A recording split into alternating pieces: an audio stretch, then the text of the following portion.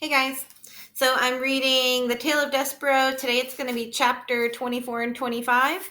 And where we last left off, so Roscuro he'd gone up into the banquet hall and he'd accidentally killed the queen by falling in her soup. And the princess was very upset at him and gave him a dirty look. And then he went back down to the dungeon and he kind of vowed to seek revenge on the princess for making him feel bad about being a rat. And then we found out we were going to meet a new character. So that was the end of book 2. And just like the end of book 1, we're going to come back to Despereaux. We're going to come back to Roscuro. But today we're starting book the 3rd, which is called Gore, The Tale of Miggery Sow. Chapter 24. A handful of cigarettes, a red tablecloth, and a hen. Again, reader, we must go backward before we can go forward. With that said, here begins a short history of the life and times of Miggery Sow, a girl born into this world many years before the mouse Despereaux and the rat Chiaroscuro, a girl born far from the castle, a girl named for her father's favorite prize-winning pig. That's what a sow is. So Miggery Sow must have been the name of a pig, and that's what she got named after when she was born. So Miggery Sow was 6 years old when her mother, holding on to Mig's hand and staring directly into Mig's eyes, died. "Ma," said Mig. "Ma, couldn't you stay here with me?" "Oh," said her mother. Who is that holding my hand?" "It's me, Ma, Miggery Sow." "Ah, child, let me go." "But I want you to stay here," said Mig, wiping first her runny nose and then at her runny eyes. "You want," said her mother. "Yes," said Mig, "I want." "Ah, child, and what does it matter what you are wanting?" said her mother. She squeezed Mig's hand once, twice, and then she died, leaving Mig alone with her father, who on a market day in spring, soon after his wife's death, sold his daughter into service for a handful of cigarettes, a red tablecloth, and a hen. It sounds like a nice guy, huh? "Papa," said Mig when her father was walking away from her with the hen in his arms, a cigarette in his mouth, and the red tablecloth draped across his shoulders like a cape. "Go on, Mig," he said. "You belong to that man now." "But I don't want to," she said. "I want to go with you." She took hold of the red tablecloth and tugged on it. "Lord, child," her father said, "and who is asking you what you want? Go on now." He untangled her fingers from the cloth and turned her in the direction of the man who had bought her. Mig watched her father walk away, the red tablecloth billowing out behind him. He left his daughter.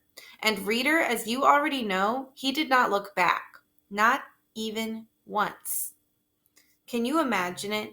Can you imagine your father selling you for a tablecloth, a hen, and a handful of cigarettes? Close your eyes, please, and consider it for just a moment. Done? I hope that the hair on the back of your neck stood up as you thought of Mig's fate, and how it would be if it were your own.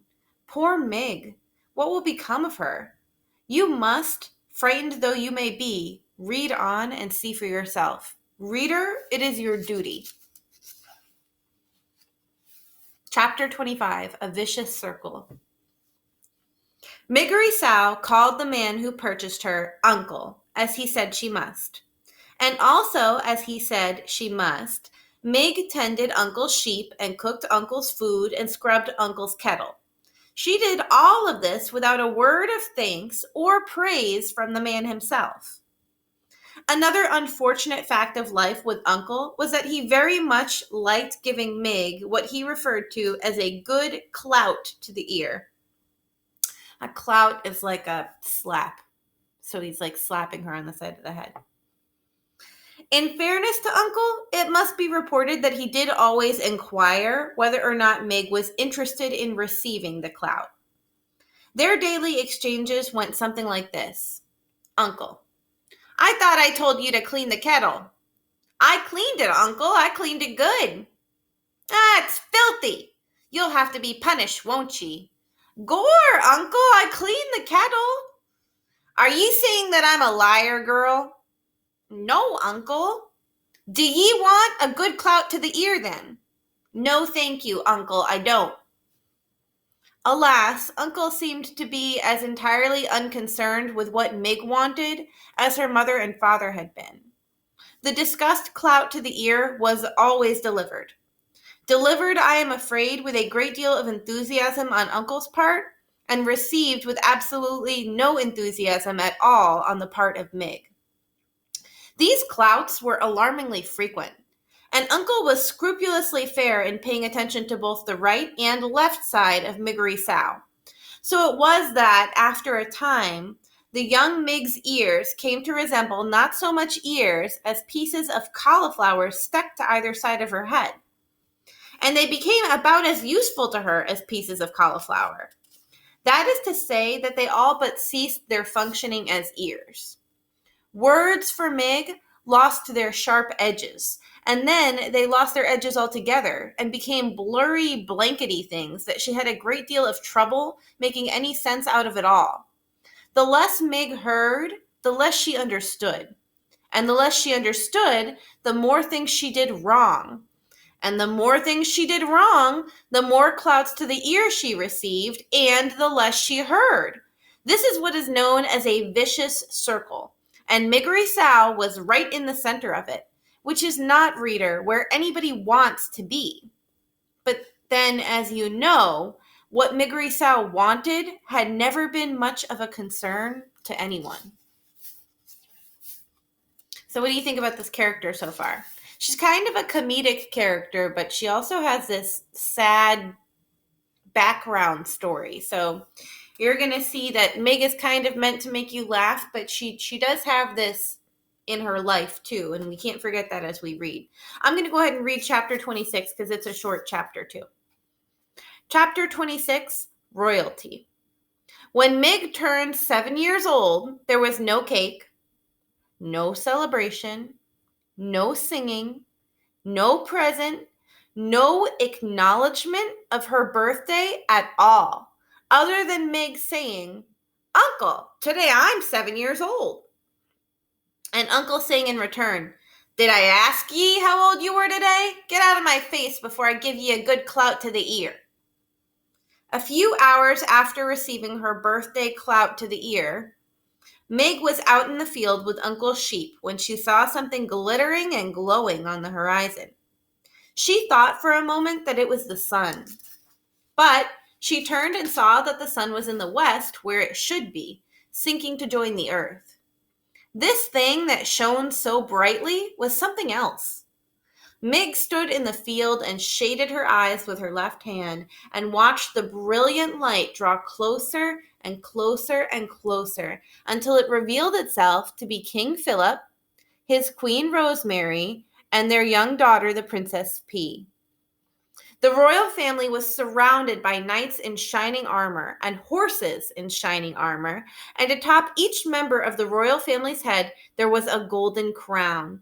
And they were all, the king, the queen, and the princess, dressed in robes decorated with jewels and sequins that glittered and glowed and captured the light of the setting sun and reflected it back.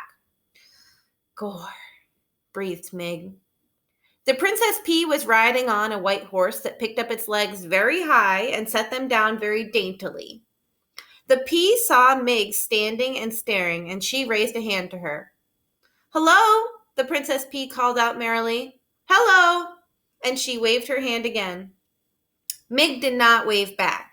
Instead, she stood and watched, open-mouthed, as the perfect, beautiful family passed her by. Papa, called the princess to the king, what is wrong with the girl? She will not wave at me. Never mind, said the king. It is of no consequence, my dear. But I am a princess, and I wave to her. She should wave back. Meg, for her part, continued to stare. Looking at the royal family had awakened some deep and slumbering need in her. It was as if a small candle had been lit in the interior, sparked to life by the brilliance of the king and the queen and the princess. For the first time in her life, reader, Meg hoped. And hope is like love, a ridiculous, wonderful, powerful thing. Mig tried to name this strange emotion. She put a hand up to touch one of her aching ears, and she realized that the feeling she was experiencing, the hope blooming inside of her, felt exactly the opposite of a good clout. She smiled and took her hand away from her ear. She waved to the princess. "Today is my birthday," Mig called out. But the king and the queen and the princess were by now too far away to hear her. "Today," shouted Mig, "I am 7 years old." So we're going to leave Mig there, and we'll pick up with her on Monday. So it's 3 chapters for you. We have this new character, Mig. She's kind of like a silly, clumsy sort of a character. She can't hear anything, so she's always getting into trouble. But she, her mother's passed away. Her father sold her. It's a little bit of a sad background story. It's going to get interesting. Stay with me.